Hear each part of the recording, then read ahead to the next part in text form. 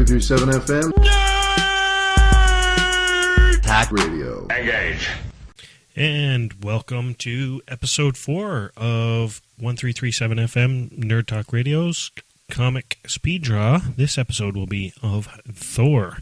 This is a fan request for a Chris, the actor who played Thor in the movies.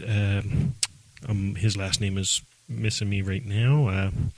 Anyway, basically I did this one a little bit differently. I actually went off of some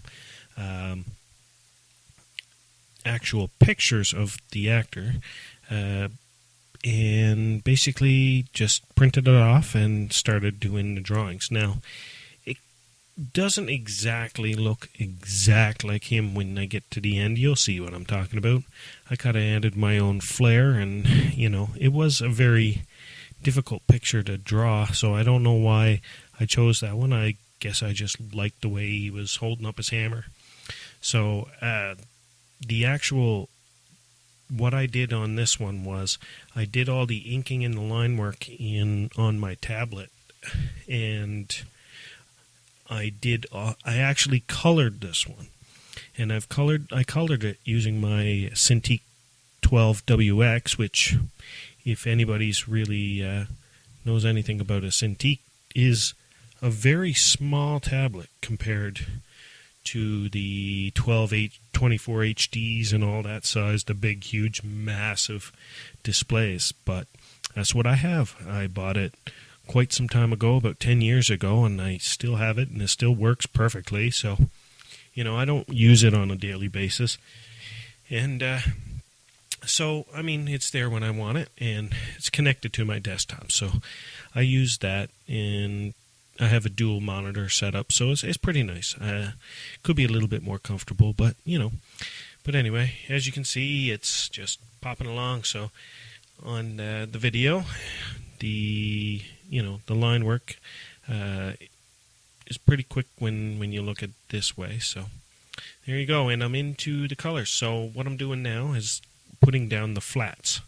Basically, anything that is going to have flat color laid down as a base, and then I'm going to put tone and shading on top of it, lights and darks on top of it to make the picture jump out a little bit more. Excuse me. And so I just choose a random color, just green, so because it was just the first color I saw, I didn't want to go with anything. I'm masking the face and hands and cutting that out to fill the different colors. So what you'll see is I tried to replace color. I didn't like the way that worked. I've never been able to do it that way, so that's the way. So I just basically find a color and I fill the color. And it's the same with the hair. Basically, I just circle the image and fill it all in. Sometimes I'll use the magic wand and find a space on the lines layer and then go to the actual color layer and then fill it in. Because I made the green a major mask, I can fill in colors pretty quickly because it doesn't go outside of of that green space. So I can change all the greens to a different color. You seen I did a background. Basically, I just wanted to get the blue sky color that was in the picture and sort of mimic it in this drawing. Adding more gray to the armors and stuff, you know, the browns, and just basically getting all the colors down. As you can see, I filled in the lightning, this lightning coming from Thor's hammer, and I decided to delete the lines because lightning, well, it kind of loses its effect if you got black lines surrounding it all. So I'm going around cleaning it up a little bit and cleaning up some green spots. Hard to tell because it looks like my brush is flying fast, but it's not. I just got this sped up quite a lot, like 24 speed. It's really fast. If I would have left it at 1-to-1 speed, you would be here for hours. I don't think YouTube can even handle that long. It was a long process. It was quite a few hours. well, YouTube can handle it, just I didn't want to be doing it. I just wanted a 10-minute video, and basically that's what I got. So I'm putting some of the darks in. Basically, I made another level for the darks, and I'm going to use like one flat. So basically, I got a dark gray, bluish gray, and turn the opacity down on that level, and that darks come in at the same level right across the board. Now, I don't like, I love the look of the painterly styles, but you have to have patience for that. And a lot of time, and well, I mean, it's not that I don't have patience, it's just the time commitment on doing something like that. And this is more about my style of drawing. It's really my comic book style. That's the way I am.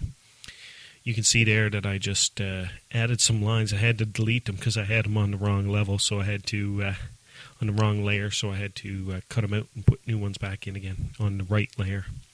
And I'm adding a lot more bloom lighting because I looked at the original image again when I started coloring this one and realized that, you know, using the actual image, that a lot of some of the stuff that I had done was actually incorrect to how the lighting was in the picture. And to make it more realistic, I thought, you know, it would have been better if I followed, you know, it doesn't hurt to use visual reference. I started drawing the lines on the armor. Hated it. So right now you see like a pause. You don't see nothing happening. What's happening was I was online looking for a texture, and here it is. So basically I'm going to warp it and wrap it and try and, you know, I could just spend hours just trying to get this correctly wrapped around his arm. And as much as I could have spent the time, I just didn't feel like this isn't for a client. This isn't for, you know, this is for fun. If I just wanted to make it simplistic, then that's the way I did it. I mean, I wasn't, if you have a problem with it, to, you know, the way the texture wraps around his arm, you say, that's not right, that's totally incorrect. That's all right. You know what, you're entitled to your opinions, but this is the way I did it. So adding a lot more bloom lighting and trying to get like a high lighting situation, because the lightning is literally right next to him. It's literally coming down, so there's a lot of white light in the picture. Almost so much that it was, the only way to really make it right would have been to delete a lot of the lines like I did with the lightning, but I didn't want to do that because that's the whole point of this, was the drawing style. So you can see I put some dirt in the background to make it look like it's a big old storm, like the picture. Add some shading to the hammer because I totally forgot that. Adding a top level of dirt. Just kicking around trying to find good spacing so that I didn't have it over his face too much. Some more lighting, some more dirt in the air to give the background a little bit more, and adding these little white lines make it look like rain or little traces, so that, you know. And here is the final image. Not too bad. I mean, for what it was, I could have spent a lot more hours on this. So, well, thank you for watching, and please come again. Watch the next Comic Speed Draw. Who knows who it'll be this time. Thank you.